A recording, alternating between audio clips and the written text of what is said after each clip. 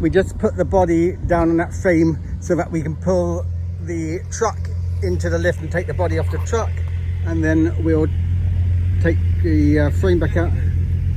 The moment of truth is going to happen in a minute. As you can see, slid the old box section out of the wider section.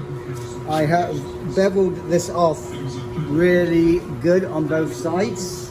I'm going to put oil on this. I'm going to put some oil in here. Obviously I can wipe that all off once it's squished in there, and I'm going to use ratchet straps, which I'm going to try and pull that into there, and let's hope it works, because that'll be such an awesome repair. Okay, success. So used the slide hammer, took the old piece out of there, beveled the edges, slid that in there with ratchet straps. I took the measurement from here to here on both sides. They're identical. Those are the pieces I cut out. And I have a scribed line here, which is dead straight. So I'll just have to verify that that's perfectly straight. I might have to put a jack underneath here before I weld this. I'll sand this down.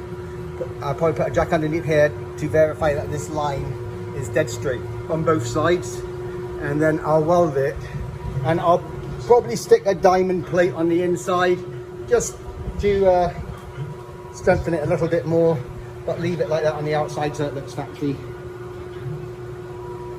But yeah, so that's how I shorten my frame. Don't know if it's the right way, but I do know that'll be more than strong enough.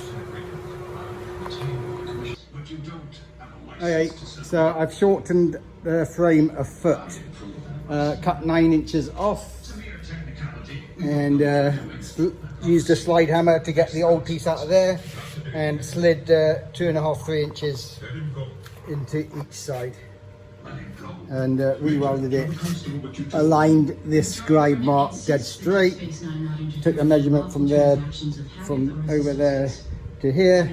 Everything's aligned perfectly, and now it's the perfect size for my monster car. I've shortened the frame, and I think I've got it situated exactly how I want it to keep the proportions really nice. So these wheel wells are huge on this old car, so even with those huge tyres, 40-inch tyres, it's perfect. And the front fender's higher than it will be because of I've got that bar welded in there right now, so I'll have to learn a bit.